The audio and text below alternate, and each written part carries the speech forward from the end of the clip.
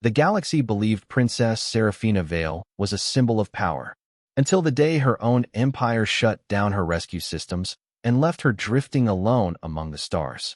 The only person who answered her distress call was Nathan Carter, a human who had already failed to save others once before.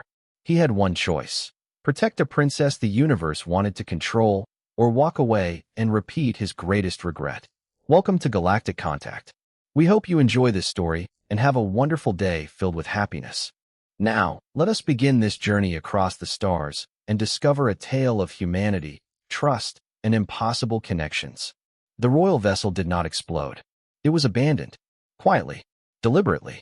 One system after another went dark as the Aurelian flagship drifted beyond the edge of controlled space, its emergency lights painting the command deck in pale crimson. No enemy weapons had breached the hull. No external attack had caused the failure. The ship was dying because someone inside the Empire had decided it should. Princess Seraphina Vale stood before the navigation console, watching the final reports appear across the screen. Communication disabled. Rescue beacon restricted. Defensive systems locked. Every failure carried the same authorization code. Imperial. She read it twice, hoping the second time would change the meaning. It did not. How long until life support becomes unstable? She asked. Commander Varek stood behind her, silent for several seconds. That silence answered before his words did. 43 minutes. Seraphina turned slowly. You knew? The commander looked away. A small movement, almost invisible, but she had spent her entire life studying the smallest signs of hesitation. You knew before we entered this sector. Varek removed his helmet and placed it on the command table. The council believed the succession crisis had become too dangerous. Seraphina looked at him. I am the succession crisis. He did not argue. That hurt more than denial. For 30 years, the Aurelian Empire had taught her that duty came before personal desire, that rulers existed to protect stability, that individual sacrifices were acceptable if billions benefited. She had believed it. She had built her entire identity around it. Until she became the sacrifice. Did my mother approve this? She asked. Varek hesitated. Again. Answer me. The queen did not authorize the operation. Seraphina's expression changed slightly. But she knew. Another silence. This one was enough. Outside the viewport, the stars stretched endlessly. Beautiful. Indifferent. The same universe she had promised to protect. The same universe that now watched her disappear. A warning appeared on the console. One escape pod remained operational. Seraphina looked at the indicator. One seat. One person. She turned toward Varek. Take it. His eyes widened. Princess, you have a family on Aurelian Prime. So do you. The answer stopped her. Not because it was cruel. Because it was true. She had spent years protecting an empire that saw her as a position before a person. Yet somewhere inside that machine, there were still individuals who cared. Varek stepped closer. If you stay, they will erase what happened here. Seraphina looked at the dead communication systems. The empty command deck. The royal insignia reflected on the floor. Then remember it. Varek lowered his head. Not as a soldier. As someone who understood. The escape pod launched minutes later. Seraphina remained alone. Not because she lacked power. Not because she lacked intelligence. Because she had finally discovered the most dangerous truth about authority. A crown could command millions. It could not guarantee that someone would choose you when you became inconvenient. Far beyond Aurelian territory, a distress signal reached a human vessel traveling near the disputed frontier. Nathan Carter saw the transmission before his systems finished identifying the source. Aurelian Royal Fleet. He leaned back in the pilot's seat. His hand rested above the control panel, but did not move. The coordinates remained on the screen. A decision waiting to be made. Nathan, his operations manager, said through the comm channel, that signal is inside restricted space. He did not answer. If you respond, the company loses its neutrality agreement. Human governments will question your actions. The Aurelians may consider it interference. Nathan looked at the blinking distress signal. He knew the risks. That was what made the decision difficult. Years earlier, he had faced another impossible calculation. The Arcturus colony collapse. 23 people trapped in a secondary mining sector. 200 others waiting for evacuation. The rescue window was closing. He chose the larger group. 200 survived. 23 did not. The official report called it the correct decision. Nathan had never been able to accept those words. Numbers had explained the choice. They had never explained the names. Nathan, the manager said quietly, "You do not have to do this." He looked at the distress signal again. A single vessel. A single life support countdown. No military advantage. No financial benefit. No logical reason. Then he remembered something he had learned too late. A person did not become less valuable because saving them was inconvenient. Nathan activated the rescue systems. Prepare the ship. A pause. Are you sure? He watched the stars ahead. No, the engines began to power up. But I'm going anyway. The human rescue vessel turned toward the darkness. Not toward a war. Not toward a reward. Toward a choice Nathan Carter had spent years trying to avoid. The choice to reach for someone before the universe decided they were already lost. The rescue vessel was called Horizon 9. It was not the fastest ship in human space. It was not the most advanced. It did not carry weapons, military escorts, or diplomatic authority. Nathan Carter had designed it for a simpler purpose. Reaching places other ships decided were too far away. The damaged Aurelian flagship appeared on the forward display, slowly rotating through the darkness. Its outer hull remained intact, but several systems had gone completely offline. Nathan watched the readings carefully. No active weapons. No pursuit signal. Only a failing life support system. "You still have time to leave," his operations manager said through the communication channel. Nathan did not answer immediately. The coordinates remained in front of him. A single ship. A single decision. "Nathan." The voice became quieter. "This is not your responsibility." He looked at the empty passenger seats behind him. The vessel had originally been built for a rescue team of 6. Now there was only one person sitting inside. Him. "That's what everyone said at Arcturus," Nathan replied. The channel went silent. They both knew the name. Everyone in human emergency services knew the name. The Arcturus colony collapse had become a case study taught in rescue academies. A successful evacuation under impossible conditions. A commander who made the correct decision. Nathan hated that last sentence. Because the people who wrote it never saw the faces behind the numbers. He remembered the final report. 200 survivors evacuated from the primary settlement. 23 people lost in the secondary mining sector. The decision had saved more lives than it cost. Every simulation agreed. Every expert agreed. Nathan had agreed too. That was the part he could never forgive himself for. He had not made the wrong choice. He had made the right choice and still lost people. After Arcturus, he left emergency operations. He built Carter Dynamics from the ground up. The company became famous for creating adaptive rescue systems. Equipment that could function in damaged habitats. Medical devices that could be repaired by colony workers. Machines designed around one simple assumption. Things would break. People would fail. The question was what happened next. Nathan looked at the Aurelian ship again. The royal identification appeared on the screen. Princess Seraphina Vale. He knew exactly what this meant. The Empire would not see his actions as rescue. They would see interference. Human governments would question his neutrality. Investors would question his judgment. His company could suffer. His reputation could collapse. He understood all of it. That was why his hand stayed still for several seconds. "You are hesitating," his manager said. Nathan glanced at the timer on the Aurelian vessel. Life support degradation. 32 minutes remaining. Yes, Nathan respected the engineering. But he also saw the weakness. Systems built for perfection struggled when the universe stopped cooperating. The docking connection took longer than expected. Aurelian security protocols resisted external access. Nathan worked through the interface manually, studying the damaged systems. He did not force them. He listened to them. Every broken machine left clues. Every failure had a reason. The airlock finally opened. Cold vapor escaped into the corridor. Nathan entered wearing a pressure suit and carrying medical equipment. The command deck was almost empty. Almost. Seraphina stood near the central console. Injured. Exhausted. But still standing. Even without her crown, she carried herself like someone trained to represent an empire. Her eyes moved from his equipment to his face. "You know who I am." Nathan checked her medical readings. "Yes." "Then you know what happens if you take me." He adjusted the scanner. "Probably a lot of meetings." The answer was not what she expected. Her expression changed slightly. "You are not afraid." Nathan looked around the damaged command deck. "I am." That caught her attention. "Then why are you here?" He paused. For years, he had searched for a better answer. Something noble. Something that made sense. But the truth was simpler. Because I know what it feels like when someone decides the cost is too high. Serafina studied him. She did not know about Arcturus. Not yet. She did not know about the people he remembered every year. She only saw a human who understood risk and moved anyway. Nathan extended his hand toward the exit. Can you walk? She looked at him. You are asking me? He nodded. Yes. A strange thing. A small thing. But Serafina noticed. In her world, powerful people gave orders. They rarely asked. She stepped forward.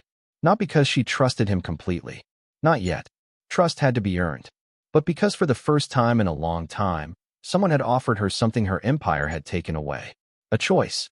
As they moved toward the human rescue vessel, Nathan looked back at the abandoned command deck. The past remained behind him. The names. The losses. The decision he could never change. But ahead of him was another person waiting for someone to decide whether she was worth saving. This time, Nathan Carter refused to let the universe make that decision for him. The first thing Serafina Vale noticed about the human ship was that nothing was hidden. The walls were exposed. The systems were labeled. The repairs were visible. Every replaced component, every reinforced panel, every imperfect weld showed evidence that something had failed before and someone had decided to fix it. Aurelian ships were built to represent control. Human ships appeared to represent survival. She stood inside the medical chamber of the Horizon 9, watching Nathan Carter through the transparent barrier as he worked on a damaged power regulator. He had rescued her from a dying royal vessel, crossed into restricted space, and risked political consequences that could affect millions of credits. Yet now he was repairing a machine by hand, as if nothing unusual had happened. It disturbed her, not because it was reckless, because it was difficult to understand. You are the owner of Carter Dynamics, she said. Nathan looked up briefly. Yes. A company that designs emergency systems for hundreds of colonies. Yes. She looked at the tool in his hand. Then why are you repairing your own equipment? Nathan glanced at the exposed panel. Because it needs repair. The answer was simple. Almost frustratingly simple. You have engineers. I do. Assistants. Some. Resources. Nathan nodded. Yes. Serafina studied him. Then why do it yourself? He placed the tool down for a moment. Because knowing something is broken and expecting someone else to fix it are two different things. The word stayed with her. In the Aurelian Empire, leaders rarely touched the consequences of their decisions directly. They approved policies. They issued commands. They watched results through reports. Nathan seemed to operate differently. He did not stand above problems. He stood beside them. She turned toward the medical display. Her injuries were stable, but her thoughts were not. You know what will happen when my people find me. Nathan returned to the repair work. Yes. They will accuse you of interference. Probably. Your governments may investigate you. Probably. Your investors may abandon you. He tightened a connection. Possible. Serafina looked at him. You keep saying those things as if they do not matter. Nathan stopped. For a moment, the room became completely quiet. They matter. His voice was lower. That does not mean they decide everything. It was not the answer of someone without fear. It was the answer of someone who had already accepted the cost. Serafina looked away. She had expected humans to be impulsive, emotional, driven by instinct rather than calculation. Nathan was not like that. He calculated everything. He simply calculated something different. Not only probability, not only survival, consequences, people, the things numbers could not measure. Your technology is strange, she said later as they reviewed the ship's systems. Nathan looked over. That sounds like an insult. It is an observation. She pointed at the engineering map. Your systems contain multiple backups, manual controls, independent power routes. Nathan nodded. Yes. It is inefficient. Sometimes. Then why build this way? He leaned against the console. Because perfect systems only work until something unexpected happens. Serafina looked at the damaged royal ship records displayed beside them. Her own civilization had spent centuries creating systems that minimized uncertainty. Yet when something truly unexpected happened, they had removed the person who represented the uncertainty.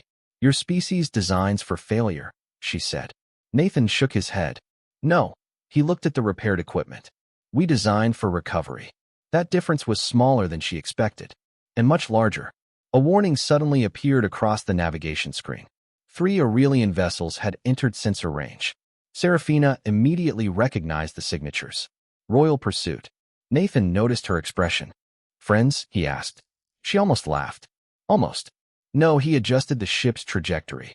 How long until they reach us? 7 minutes. Nathan checked the available routes. Can they disable us? If they want to. He nodded. Good to know. She stared at him.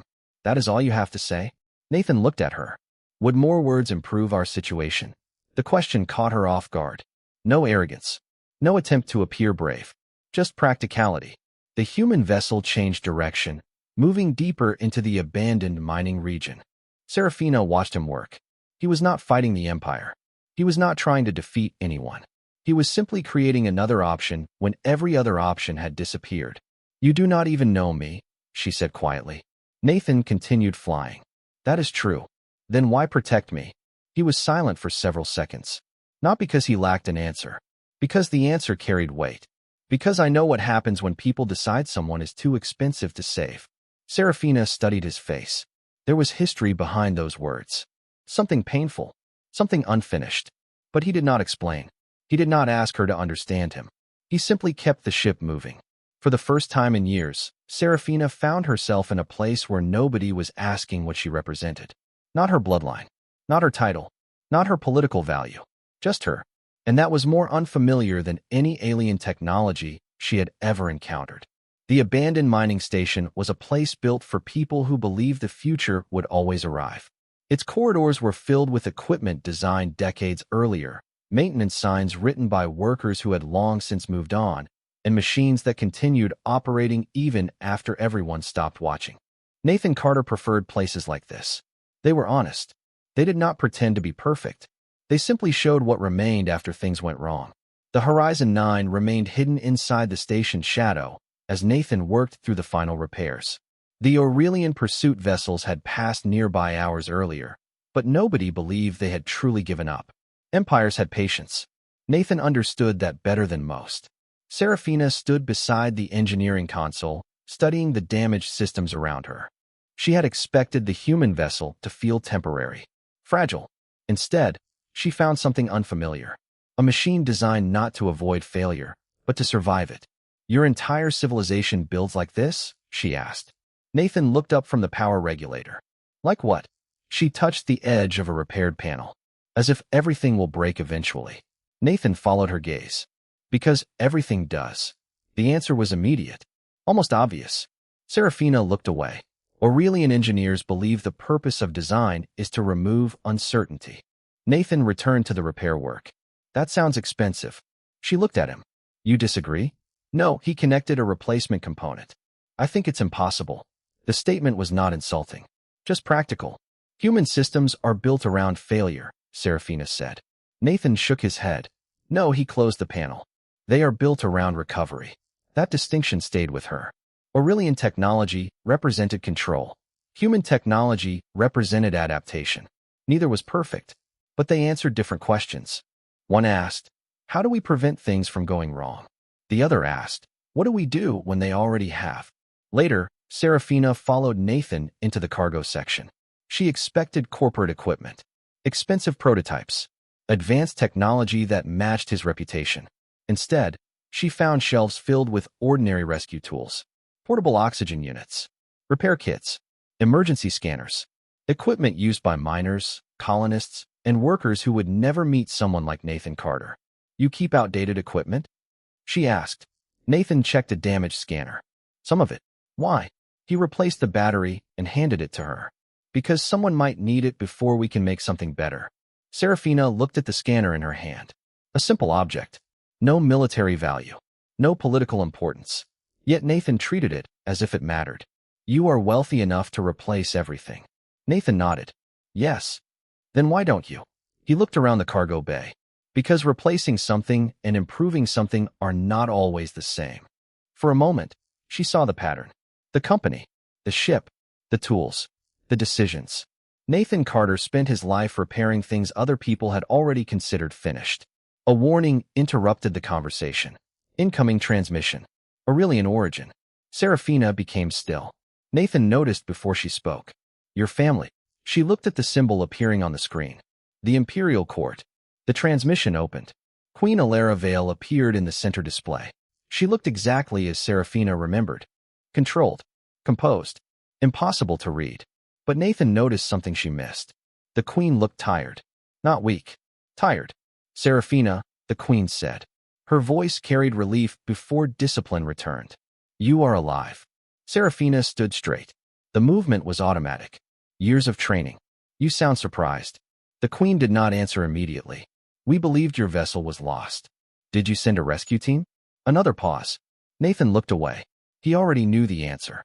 The queen's silence was enough. Seraphina's expression changed. Not anger. Something quieter. Disappointment. You knew. The situation was complicated. No, Seraphina's voice remained calm. The situation was convenient. The queen's eyes moved slightly toward Nathan. Human Carter. You do not understand the political consequences of your actions. Nathan leaned against the console. You're right. The answer surprised both of them. He continued. I probably don't understand all of them. The queen watched him carefully. Then why interfere? Nathan looked at Seraphina. Because understanding everything is not required to know when someone needs help. The queen's expression hardened. Idealism. Nathan shook his head. No, he looked back at the damaged station around them. Experience. The transmission ended without agreement. Without threats. Without resolution. Just another distance created between people who believed they were protecting something. Seraphina remained silent after the screen went dark. Nathan did not offer explanations. He did not tell her how to feel about her mother. He simply returned to the repair panel. Finally, she spoke. You believe I should not go back? Nathan paused. No, she looked at him. No, I believe you should decide. The answer unsettled her more than any command could have.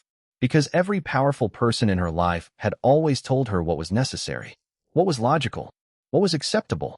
Nathan Carter did something different. He left the decision in her hands.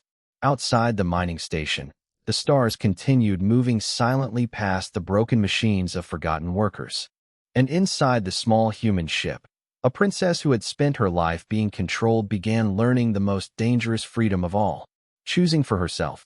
The transmission from the Imperial Court remained on the screen for several seconds after it ended. Neither Nathan nor Seraphina moved. The darkness of the empty display reflected their faces back at them. Two people who had just learned that the most dangerous threats were not always ships approaching from the outside. Sometimes they came from people who believed they were doing the right thing. Seraphina walked away first. She entered the observation section of the Horizon 9 and stood beside the window. Outside, the abandoned mining station slowly rotated through the darkness. Broken structures, old equipment, a place where people had once worked because they believed tomorrow would be better. My mother did not send a rescue team, she said quietly. Nathan remained near the console. I know. You knew before I asked. Yes. She looked at him. How? Nathan adjusted the damaged scanner on the table. Because people who are coming to save you usually do not wait until you are already safe. The answer was not cruel. That made it worse. Seraphina looked back at the stars. You think she abandoned me? Nathan shook his head. No, that surprised her. No. I think she made a decision based on what she believed was necessary. He paused. That doesn't mean it was right. Seraphina studied him. She expected hatred. Humans in the reports often described Aurelian politics as cold and manipulative. Nathan did not speak like someone who wanted an enemy. He spoke like someone trying to understand a problem. You defend her? She asked. Nathan looked at the damaged scanner in his hands. No, he replaced a small component. I understand her. The distinction was unfamiliar. In the Imperial Court, understanding someone's motives often meant accepting them. Nathan seemed to separate the two. A person could have reasons. A person could still be wrong. The next day, Seraphina explored the Horizon 9's engineering records. She expected to find military technology hidden beneath Nathan's rescue systems. Instead, she found something unexpected. A history. Every upgrade was documented. Every repair had a reason. You keep records of failures? She asked. Nathan looked over. Of course. Most civilizations hide failures. That sounds exhausting. She almost smiled. You find honesty easier? No, Nathan closed the maintenance file. I find pretending more expensive. That answer stayed with her. The Aurelian Empire had built entire systems around avoiding embarrassment. Mistakes disappeared into classified reports. Officials protected reputations. Nathan's company had become successful by doing the opposite. Studying what broke. Learning from what failed. Improving because something had gone wrong. Your company was built around disasters, Serafina said. Nathan nodded. Yes. That seems strange for someone who became wealthy. He looked at the old rescue equipment stored nearby. I didn't start it to become wealthy. She waited. Nathan was quiet for a moment. After Arcturus, I wanted fewer people to end up where those 23 people did. Serafina noticed the change in his voice. Small. Almost invisible. The same way she had noticed Commander Varric hesitate before telling the truth. There was pain there. Not something healed. Something carried. She did not ask. Not yet. The ship suddenly detected another signal. Civilian distress beacon. One life marker. Nathan immediately turned toward the navigation console. Serafina followed. No, he looked at her. No. We cannot stop. Nathan looked at the emergency signal. Why? Because they are still searching for us. Yes. Then you understand the risk. Nathan nodded. I do. She watched him prepare the ship. You are still going. Yes. Why? This time, Nathan did not answer immediately. He looked at the distress beacon, then at the damaged tools on the table, then at the small rescue emblem attached to his jacket. Because I know what it looks like when everyone decides the risk is too high. The words were simple, but Serafina understood there was a story behind them. A story he carried like an old injury. The Horizon 9 moved toward the signal. Serafina watched Nathan work. He was not ignoring logic. He was not pretending consequences did not exist. He was accepting them. That was different. The rescue operation took 3 hours. The damaged mining shuttle was barely holding together. Its pilot was injured and trapped behind a failed support system. Nathan entered first. Serafina followed. You do not have to be here, Nathan said. She looked at the trapped pilot. An ordinary person. Someone with no political value. No strategic importance. The same kind of person empires forgot when the numbers became inconvenient. Neither did you, she replied. Nathan looked at her briefly. Then he handed her a scanner. Not an order. A request. Together, they worked through the damaged system. Human tools. Or really an analysis. Different methods. Same goal. When the pilot was finally safe, Serafina realized something had changed. She had not followed Nathan because he saved her. She had followed because she agreed with the reason he did it. Later, as the rescue vessel returned to the hidden station, she looked at the old scanner still in her hand. A simple object. A simple purpose. Your species is not as irrational as I thought, she said. Nathan smiled slightly. That almost sounded like a compliment. Do not become comfortable. I won't. For the first time, the answer did not create distance between them. It created something else. Understanding. Not trust yet. Trust required more time. More choices. More proof. But something had started. A princess who had spent her life measuring value by position had begun to see another measurement. Not power. Not status. Not usefulness. A life was a life before anything else. The first thing Serafina learned about Nathan Carter was that he remembered everything he wanted to forget. She discovered it not through his words, but through the way he repaired the Horizon 9. Every damaged component received careful attention. Every outdated system was kept with a reason. Every failure had a record. Nathan did not erase mistakes. He preserved them. The ship remained hidden inside the abandoned mining station for 3 more days while they waited for the Aurelian search patterns to move away. During that time, Serafina began to understand the human beside her. Not completely. Trust was not something given because someone performed one good action. It was built slowly. Through consistency. Through decisions made when nobody was watching. She found Nathan in the engineering bay late one cycle, sitting beside the open reactor panel. The small metal tool in his hand was old and worn. You still use that? She asked. Nathan looked down. This? He turned the tool over. Yes. It is inefficient. Probably. You could replace it. Nathan nodded. I could. She waited for the explanation. Nathan simply returned to the repair. It was the first tool I used after Arcturus. The name changed the room. Serafina had heard the official reports. Everyone had. But reports did not include hesitation. They did not include the people behind the numbers. The colony collapsed, she said. Nathan nodded. 23 people were left behind. His voice remained calm, but his hands stopped moving. The evacuation corridor was failing. We had enough time for one route. Serafina looked at the tool. So you chose the larger group? Yes. And more people survived? Yes. The answer was immediate. No denial. No attempt to rewrite history. Then why does it still hurt? Nathan looked at the reactor panel. For several seconds, he said nothing. Because being correct does not erase what happened. That answer stayed with her. In Aurelian society, mistakes were often hidden because admitting failure weakened authority. Nathan carried his failure openly. Not because he wanted sympathy. Because he believed forgetting was another way of repeating it. A warning appeared on the station's main display. Civilian distress signal. 1 life marker. The location was outside the safe route. Serafina saw Nathan move before she even spoke. No, he stopped. No. You know the situation. She pointed toward the display. Aurelian scouts may still be searching. This could expose us. Nathan looked at the signal. Yes. Then why are you preparing the ship? He looked at her. Because someone needs help. She stepped closer. You do this every time. Nathan frowned slightly. Do what? Accept the consequences before they happen. The statement made him pause. That is not always a good thing. The honesty surprised her. Nathan was not pretending his choices were easy. He knew exactly what they cost. Then why continue? She asked. Nathan looked at the distress signal. Because I spent too long believing the right calculation was the same thing as the right answer. The Horizon 9 moved toward the signal. This time, Serafina did not argue. She followed. The damaged mining shuttle was drifting near an asteroid field. 1 worker remained inside. Human. No political importance. No strategic value. Just someone running out of time. Nathan entered through the emergency access hatch. The internal structure was unstable, but he did not rush.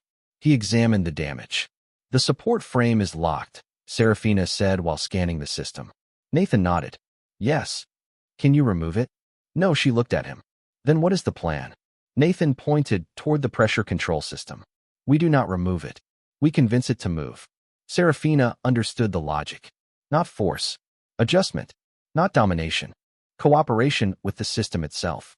Together, they worked. Human mechanical solutions. Aurelian analytical precision. 2 approaches that had spent centuries believing they were incompatible. 20 minutes later, the trapped worker was free. Back aboard the Horizon 9, Serafina watched Nathan treat the injured miner personally. Not because he was the only person capable. Because he was there. You know, she said quietly. My people would consider this inefficient. Nathan checked the medical readings. They might be right. She looked at him. You admit that often. Because sometimes they are. That answer was different from what she expected. Humans did not believe they were always right. They believed choices mattered even when certainty did not exist. Later, while the rescued miner rested, Serafina stood beside the old tool Nathan carried everywhere. A small object. Scratched. Repaired. Still functioning. She finally understood why he kept it. It was not because it was useful. It was because it reminded him of a promise. A promise made after losing people. A promise that no one should disappear simply because saving them was inconvenient.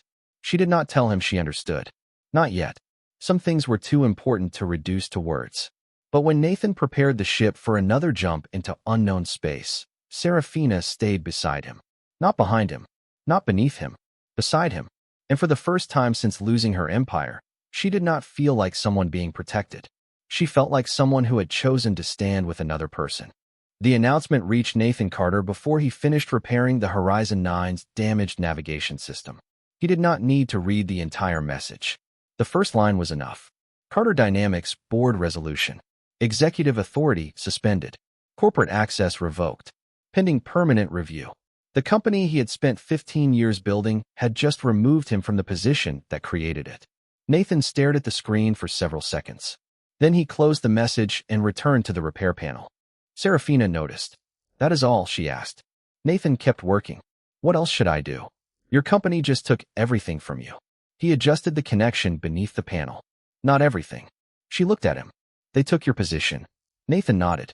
Yes. Your influence. Yes. Your wealth. He paused. A lot of it. The answer was so calm that it bothered her. You are not angry. Nathan finally looked at her. I am. It was the first time she heard him admit it. Then why are you acting like this? He looked down at the damaged system between them. Because anger is useful for telling me something is wrong. He tightened the final connection. It is not useful for deciding what happens next. Serafina had expected humans to be ruled by emotion. But Nathan was not emotionless. He simply refused to surrender control to it. That difference was becoming harder to ignore. The reason for the board's decision was clear. The rescue of an Aurelian princess had created political pressure across human colonies. Some investors believed Nathan had endangered the company for personal beliefs. Some employees agreed. They believed the CEO of a major corporation had a responsibility to protect thousands of jobs before risking everything for one person. Nathan understood their argument. That was what made it painful. They are not entirely wrong, he said. Serafina looked surprised. You admit that? Nathan nodded. Yes. He placed the tool on the table. A company is not just the person at the top. People depend on it. Then why did you choose me? Nathan was quiet. The question carried more weight than she intended. I don't know if I chose correctly. The honesty surprised her. You regret saving me? Nathan looked toward the small rescue emblem attached beside the control panel. No, a pause. I regret that people were hurt because of my decision. Serafina understood then. Nathan did not believe doing the right thing made consequences disappear. He accepted that good choices could still cause damage. That was something she had rarely seen among leaders. The Imperial Council sent a new proposal 3 days later. This time, the message was not from Queen Alara. It came from a combined scientific and political committee. The tone was different, more reasonable, more careful. Serafina read the document slowly. They are offering cooperation. Nathan studied the data. They are offering conditions. At the bottom of the agreement was the section they had avoided discussing. The child, future biological research, controlled observation, protected status under imperial law. The language was careful, almost gentle, but Serafina understood the meaning beneath it. They want ownership without using that word. Nathan did not answer immediately. Some of them probably believe they are protecting the child. And you disagree. I disagree with deciding someone's purpose before they can choose one. The answer remained with her. Not because it was dramatic, because it was reasonable. The next transmission came from an unexpected source. A civilian Aurelian channel. Not the government. Not the military. A small community group from one of the outer colonies. An older Aurelian worker appeared on the screen. No uniform. No title. Just a person standing inside a simple home. We heard the humans save the miners, the worker said. Serafina looked confused. You believe the reports? The worker looked down briefly. I believe my daughter is alive because humans repaired the medical system on our station last year. Nathan glanced toward the screen. The worker continued. I do not know if your child will change the galaxy. I only know a child should not begin life as a political argument. The transmission ended. No grand declaration. No alliance. Just one person's experience changing another person's view. Later that night, Serafina stood beside Nathan near the observation window. Your people are divided, she said. Nathan nodded. Very. Then why do you believe they will change? He looked at the colony lights below. I don't. She turned toward him. Nathan continued. I believe some people will. Then others will see them. It was not certainty. It was hope built on observation. The next morning, Serafina sent her response to the Imperial Council. The child would not belong to an empire. It would not belong to Earth. It would not belong to science. It would belong to itself. Nathan watched her send the message. He knew what it meant. More opposition. More consequences. More people who would never understand why they made this choice. But when the Horizon 9 left the mining station, he looked at the empty executive access on his tablet and felt something unexpected. Loss. Yes. Anger. Yes. But not regret. For years, he had carried the memory of 23 people he could not save. Now he carried the responsibility of protecting someone the universe wanted to define before knowing them. And for the first time since Arcturus, Nathan Carter believed he was not trying to correct the past. He was building something new. The galaxy did not change when Nathan Carter lost his company. No public celebration. No dramatic announcement. No sudden understanding from the people who judged him. The universe continued moving as it always had, indifferent to whether one human engineer still had a corporation behind his name. 18 months passed. The Horizon 9 was no longer a symbol of a billionaire's success. It was a working rescue vessel with repaired panels, older systems, and a captain who no longer held executive authority over anything except the choices he made every day. Nathan adapted faster than Serafina expected, not because losing everything was easy, because he had already learned that survival was not the same as returning to what was lost. He worked at the Human Aurelian Research Colony on the edge of neutral space. The facility was not impressive. No towering structures, no royal architecture, just practical habitats, research modules, and people from two civilizations learning how to share the same corridors without immediately reaching for old assumptions. Serafina noticed the difference immediately. On Aurelian worlds, every building reminded visitors of history. Every symbol had meaning. Every position had rank. Here, a maintenance worker could walk beside a scientist, and nobody cared unless something needed fixing. She found Nathan repairing a climate regulator outside the medical wing. The same old tool was in his hand. The one from Arcturus. The one he refused to replace. "You still carry that everywhere," she said. Nathan looked at the tool. "Yes. It is inefficient." "Probably. You have access to better equipment now." Nathan tightened the connection. "I know." She waited. Months ago, she would have interpreted the silence as avoidance. Now she understood it was consideration. Then why keep it? Nathan looked at the repaired system beside him. "Because it reminds me that fixing something does not erase that it was broken." Serafina did not answer. She understood that more than she wanted to admit. The imperial court had spent generations removing evidence of failure. Nathan kept reminders of his. Not because he enjoyed suffering. Because memory prevented repetition. The biggest conflict came from something neither civilization expected. The child. The genetic studies had completed. The results were released to both governments. There was no miracle. No hidden weapon. No superior species waiting to emerge. The truth was far more ordinary. Human and Aurelian compatibility existed because both civilizations had evolved from a distant common ancestor millions of years ago. Separate paths, different environments, different adaptations. Humans developed extraordinary biological flexibility. Aurelians developed advanced neural processing. The child carried unusual compatibility between both systems. That was all. A rare possibility. Not a destiny. Not a weapon. Not property. The reaction was immediate. The imperial traditionalists argued the child required protection under Aurelian authority. Human officials argued Earth needed strict oversight. Scientific organizations demanded controlled access for research. Each group believed they were preventing danger. Each group was afraid of losing control. Serafina listened to their arguments for hours. Then she asked one question. When did protection become ownership? Nobody answered immediately. That silence told her enough. Nathan watched from the back of the chamber. He did not speak. This was no longer his decision to make. Serafina had learned that. The woman who once needed someone to rescue her had become someone capable of standing alone. The final agreement was not a victory for one side. It created restrictions. No government ownership. No forced research. No political claims over the child's identity. The child would have rights before becoming a symbol. Some people called the agreement weak. Others called it dangerous. But ordinary citizens began seeing something different. Not through speeches. Through small moments. A human doctor treating Aurelian patients. An Aurelian engineer helping repair human habitats. Workers who discovered that cooperation was not an idea written in documents. It was something done with hands. Months later, Nathan stood outside the colony's engineering sector, watching a group of young technicians repair one of his old rescue designs. A human apprentice struggled with an adjustment. An Aurelian student corrected the alignment. They argued. They laughed. They fixed it together. Serafina stood beside him. "You expected this?" she asked. Nathan watched the students continue working. "No, then why continue?" He thought about the question.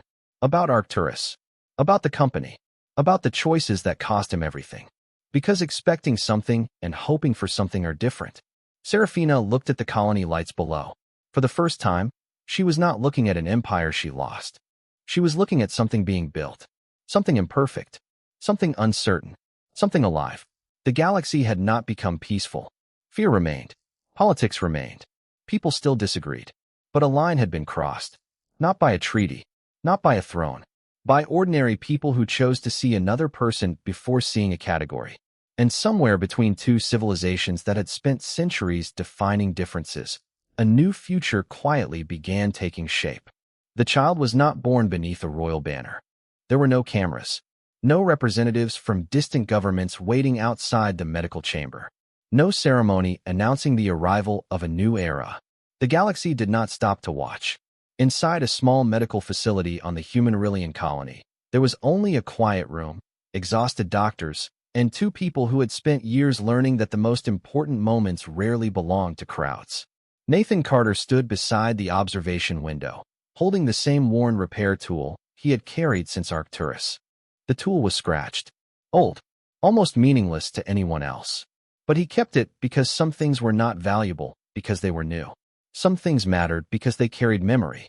Behind him, Seraphina rested with the newborn in her arms. The former princess of the Aurelian Empire. The woman who once commanded rooms full of officials. The woman who once believed control was the only way to protect people. Now she sat quietly, watching a small child sleep. No title, no crown, no political role. Just a mother. They will continue trying, she said softly. Nathan looked toward the medical monitor. Yes. Some will still see the child as a threat. Yes. Some will still believe they are protecting the galaxy. Nathan nodded. Probably. Seraphina looked at him. You are not worried? He was silent for a moment. Then he answered honestly. I am. The answer surprised her less than it would have before. She had learned that courage was not the absence of fear. It was continuing while fear remained. The galaxy had not become peaceful after the Human Aurelian Protection Accord. Some Aurelian factions rejected it. Some human governments questioned it. Scientists continued debating the limits of ethical research. Political arguments continued across both civilizations. Nothing was magically solved, but something fundamental had changed. People had started meeting the reality behind the argument. Not a genetic discovery, not a political symbol. A child. The first generation of students in the colony grew up differently. Human children learned Aurelian history. Aurelian children learned human engineering. They argued over assignments. They competed in experiments. They complained about difficult lessons. Ordinary things. The kind of things that seemed unimportant until people realized they were the foundation of everything. Years later, Nathan visited the engineering sector and found a group of young technicians repairing a rescue module based on the original Horizon 9 design. A human apprentice was adjusting a power connection while an Aurelian student reviewed the system readings. They disagreed. Loudly. Then they solved the problem together. Nathan smiled slightly. Seraphina stood beside him. You approve? She asked. Nathan watched the students continue working. They're making mistakes. That was not my question. I know. He looked at the repaired module. But they are learning. She understood. That had always been the difference. Humanity was never special because humans avoided failure. They were special because they built systems, societies, and relationships that allowed recovery after failure. Not perfection. Recovery. Later that evening, Nathan repaired a small toy inside their home. The child watched closely. Why do you always fix things instead of replacing them? The child asked. Nathan looked at the tiny damaged part in his hand. For a moment, he remembered a broken colony, a lost company, a princess abandoned by her own empire. So many things that could not simply be replaced. Because broken doesn't mean finished, he said. The child considered that answer seriously. Seraphina watched from the doorway. She remembered the person she had been years earlier. A princess who believed stability came from control. She had been wrong. Stability came from people willing to repair what was damaged, even when repair was difficult, even when others believed something was already beyond saving.